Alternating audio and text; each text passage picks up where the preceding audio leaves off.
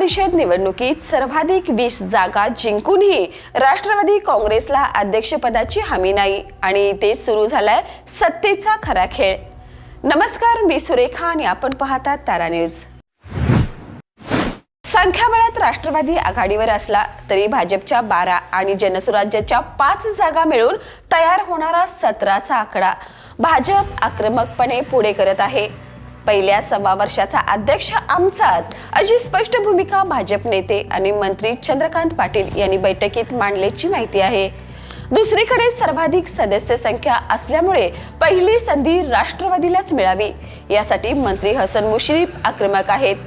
त्यांचा स्पष्ट संदेश, संख्या आमची तर अध्यक्षपद ही आमचंच। नुकत्याच झालेल्या बैठकीत खासदार धनंजय महाडिक उपस्थित होते।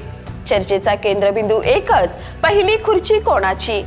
आता सगळ्यांचंच लक्ष लागलं आहे मुख्यमंत्री देवेंद्र फडणवीस यांच्या निर्णयाकडे, कारण अंतिम शब्द त्यांचाच असणार हे स्पष्ट संकेत बैठकीतून मिळालेत।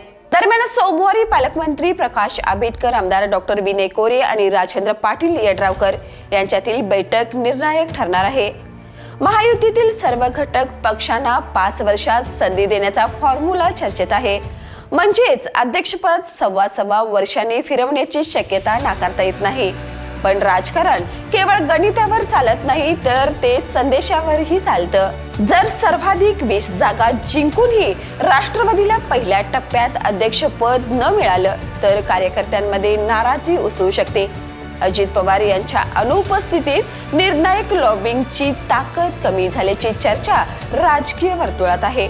त्यामुळे मुश्रीफ यांच्यासाठी ही केवळ खुर्चीचीच नाही तर प्रतिष्ठेची लढाई ठरली आहे। एकीकडे संख्या तर दुसरीकडे सत्ता समीकरण। जिल्हा परिषदेमधील हा संघर्ष फक्त अध्यक्षपदाचा नाही तर आगामी राजकीय वर्चस्वाचा ट्रेलर आहे। आता प्रश्न एकच, पहिल्या सव्वा वर्षाची गादी कोणाच्या नावावर जाणार? राजकीय पटावर चाललेली ही सत्तेची काटशहची खेळी पुढील काही तासात स्पष्ट होणार आहे। या आणि अशाच ताज्या अपडेटसाठी पाहत रहा तारा न्यूज।